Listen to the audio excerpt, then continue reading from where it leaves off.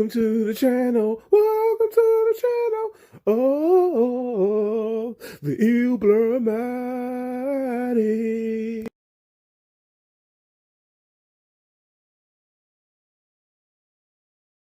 Welcome back to another installment of Illuminati, and today we're gonna get right back into it. Loki episode 4, Enter the Nexus. This episode was definitely interesting, but let me just get into it.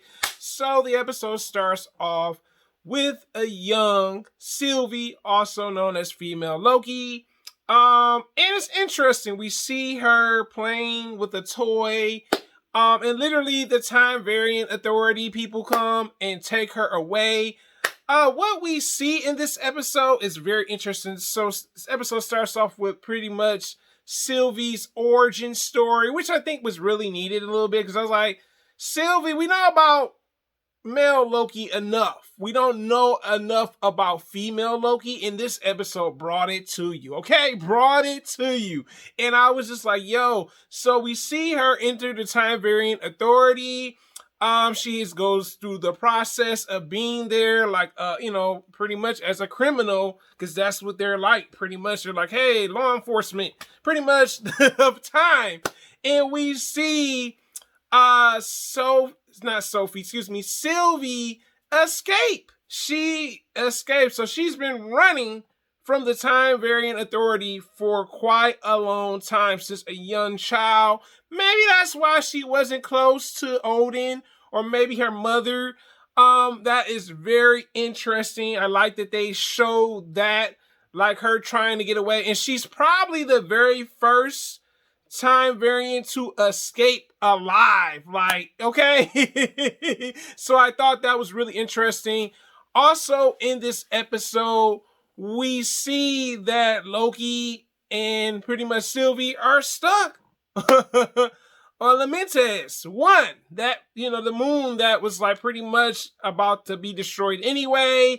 And the Time Variant authorities officially find out where both the Lokis are located.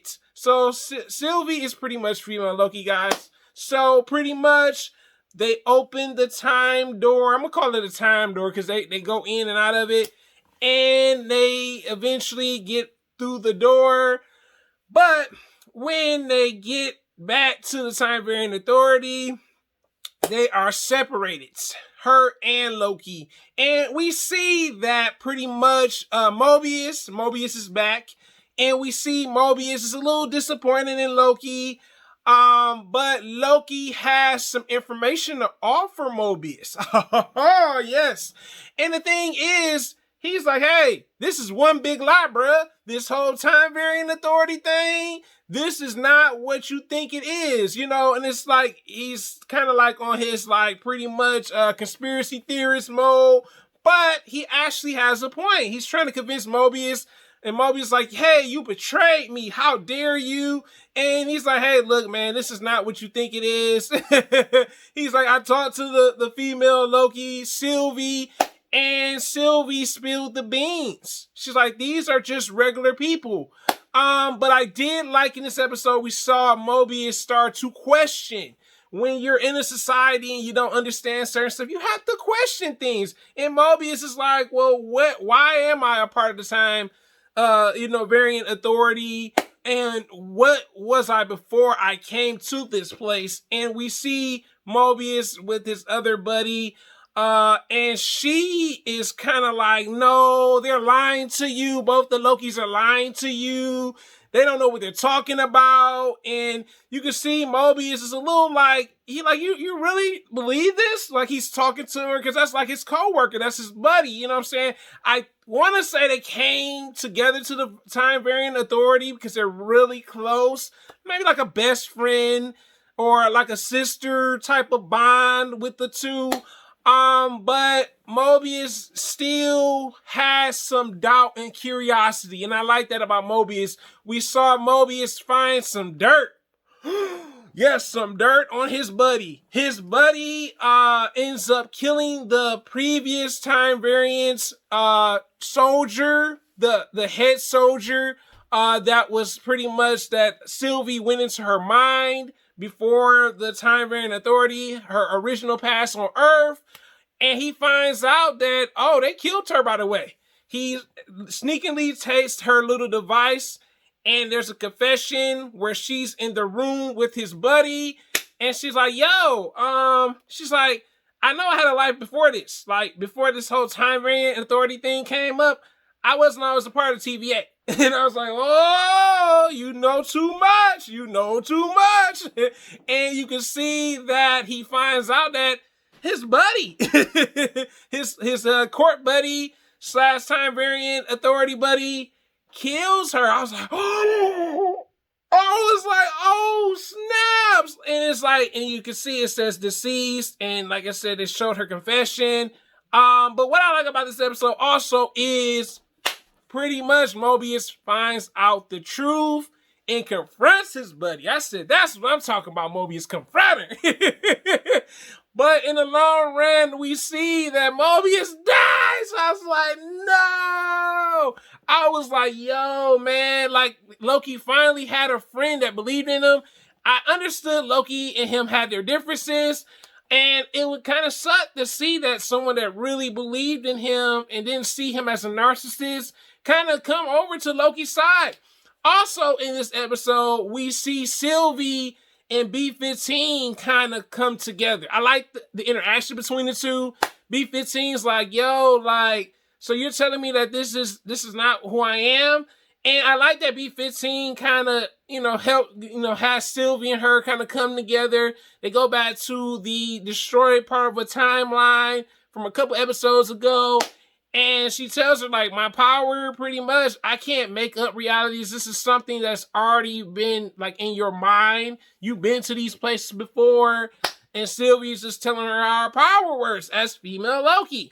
That worked out because then B-15 starts to question authority in the society of the TVA because the TVA is not what it seems to be. We make it seem like, oh, well, it is this thing. You have done things within the timeline. Well, now you have to question, did they actually do these things because they were morally right or injustice? Was it, either or? But I like that B-15 starts to pick up on things, that something's quite off about it. And she starts to actually take an actual change. You see a change with her because she originally just wanted to exterminate Lokis. You know what I'm saying? Or she didn't really have a trust for them. She had like a distrust for Lokis. But we see that change. But also when Mobius dies, both the Lokis end up meeting the Time Lords. Did you say the Time Lords? Yes, I said the Time Lords. And the Time Lords weren't what we thought they were. We see there's action in this episode because before, literally, when you really think about it, before they are put on a trial, we see that they enter the Nexus, and I guess they kind of spill their final confessions. I feel like the Time Lords were like the Supreme Courts of the Time Variant Authorities because you don't see them very often. They're like this mystical figure, like, who are these people? The Time Variant Lords. And like I said, Mobius's buddy takes them to them. But the thing is, they end up having to figure out what's really going on. Loki speaks for them. Sylvie's kind of like on the back burner of it. And we see Mobius' buddy pretty much torturing Sylvie for some of it. They had a little time thing where it kind of like pretty much have you jumping around in time loops. But then eventually they end up killing the Time Lords. They took one down. I was like, woo, oh my God. But they also fought some of the officers that were Time Variant Authorities. But also in this episode, we see that Sylvie's like, hey, we're just like one another. Like, we're all being played. Like, we're all on this chess piece board together. And with them taking down the Time Variant Authority Lords, the Time Lords, they're not real. So who's really in control of the Time Variant Authority is the question. Did you say that for real? Yeah. So who's really in charge? Because when we found out when Sylvie took the head and literally seen that it was Machine, who is the who is it? Who's really running the show? Because now this organization is pretty vast, pretty big. But the thing is, Raggy, who's really pulling the strings? Also in this episode, we had another encounter where pretty much Mobius' old buddy, his female buddy, ends up killing Loki. I'm like, no! I was like so hurt, y'all. I was like, nah, bruh, nah. And you can see Sylvie was furious. Also, I like that Loki confessed his feelings for Sylvie, despite it was too late. But I like that Sylvie took charge in the last part of this episode. Now she's like trying to figure out by Mobius' buddy, like what is really going on, who's really pulling the strings in this organization. But I gotta get this episode. This was definitely a thumbs up. There was action in it. We learned more about female Loki's story. B-15, Mobius kind of questioning the society that they live in as the time-varying authorities, because they are also time-varying authorities. And I thought this episode really worked. Like, it flowed well. There was action. There was story. We got a chance to meet the Time Lords, which we thought were the real OGs, but they weren't, right? But this is my review on it. Hope you guys enjoy. Until next time, guys, have a great day, and I'm out.